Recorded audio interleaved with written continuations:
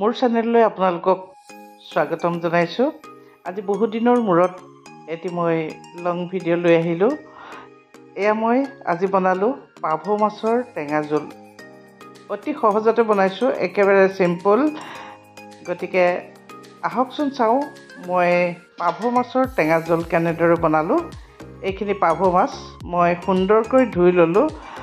তাৰপিছতে নিমখ হালধি সানি মই এখন পেনত মই ডিপ ফ্ৰাই কৰি ল'লোঁ। এইখিনি ডিপ ফ্ৰাই কৰা হৈ গৈছে। তাৰপিছতে মই কৈছোঁৱেই মই অতি সহজতে বনাম। এইখিনি মেথি, জিৰা, শুকান জলকীয়া, কালজিৰা আৰু নহৰু লৈছোঁ।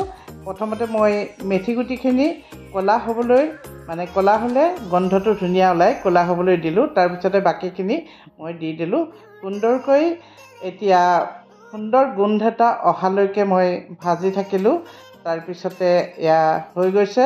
এতিয়া মই 2টা ডাঙৰ চাইজৰ বিলাহী পেষ্ট কৰি লৈছিলোঁ।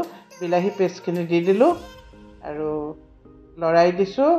আৰু ইয়াৰ পৰা পানীখিনি যেতিয়ালৈকে আঁতৰি নাযায় তেতিয়ালৈকে মই ভাজি ল'লোঁ। তাৰপিছতে বইল কৰা আলু মই ইয়াতে দি দিলোঁ 2টা। সুন্দৰকৈ ভাঙি মিলাই দিলোঁ আৰু নিমখ হালধি আন্দাজমতে দি দিলোঁ।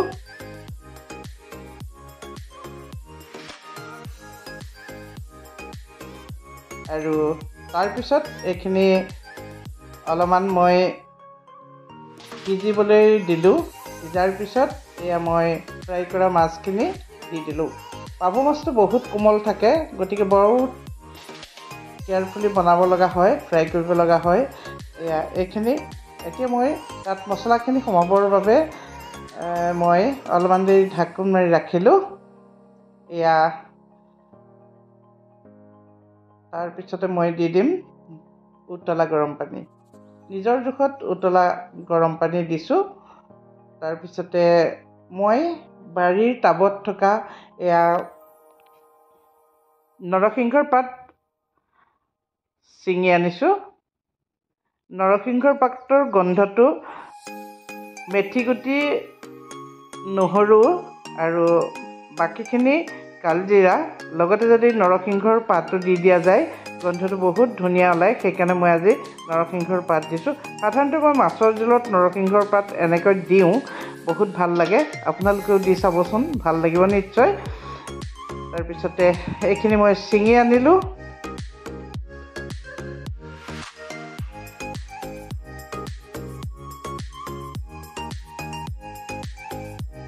ছিঙি আনি মই এয়া দি দিম। নৰসিংহৰ পাতখিনি সুন্দৰকৈ ধুই অকণমান দুটুকুৰা কৰি মই ইয়াতে দি দিলোঁ। এতিয়া মই এইখিনি সুন্দৰকৈ উতলিবলৈ দিম আৰু এচিটা নেমুৰ ৰস দি দিম। বহুত গৰম পৰিছে। টেঙা মাছৰ জোলৰ সৈতে ভাত খোৱাৰ আমেজেই বেলেগ। এইখিনি আমাৰ অসমীয়া মানুহে বুজি পাব। এয়া মোৰ হৈ গ'ল পাভ মাছৰ টেঙা জোল। বহুত সুন্দৰ হৈছে। আপোনালোকেও ট্ৰাই কৰি চাব। ভাল লাগিলে লাইক কৰিব, কমেণ্ট কৰিব, শ্বেয়াৰ কৰিব আৰু মোক যদি ছাবস্ক্ৰাইব কৰা নাই ছাবস্ক্ৰাইব কৰি ল'ব। ইমান দেৰি মোৰ ভিডিঅ'টো চাই থকাৰ কাৰণে ধন্যবাদ জনাই আজিলৈ আহোঁ। নমস্কাৰ।